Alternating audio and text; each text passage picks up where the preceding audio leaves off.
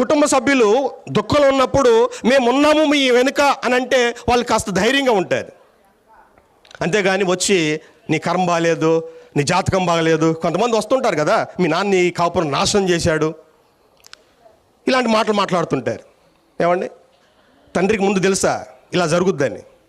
అసలే వాళ్ళ బాధల్లో ఉంటే వాళ్ళ దగ్గరికి వచ్చి అసలు మీ ఇల్లు కరెక్ట్గా ఉందా లేనిపోయిన అనుమానం పెడతా ఉంటారు.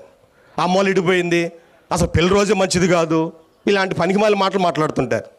బాధలో ఉన్నప్పుడు ఏం చేయాలండి?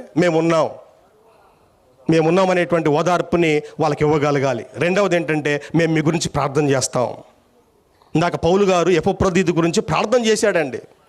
మేము ప్రార్థన చేస్తాం, మీ గురించి మేము ప్రార్థన చేస్తాం, మీ గురించి ఆలోచన చేస్తాం. యాకోబు పత్రిక 1వ అధ్యాయం 27వ వచనంలో యాకోబు చెప్పిన మాట ఏంటి? దిక్కులేని పిల్లలను, విధవరాండ్రను వారి ఇబ్బందుల్లో పరామర్శించాలి. అది భక్తి. ఇది వచ్చాము